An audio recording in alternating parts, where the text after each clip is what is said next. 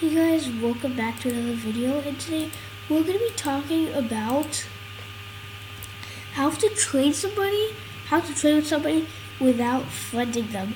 So, for example, we are going to trade with Mr. Jojo Man 131. So basically what you want to do is copy his ID, so Control C, and then what you want to do is go to go to like one of your friends who has BC or something. I'm gonna use Nova 6.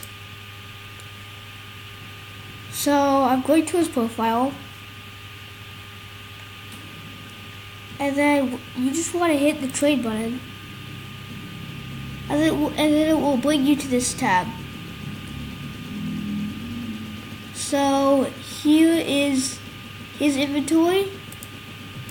So then you just want to delete that and then put in the link of the player that you put.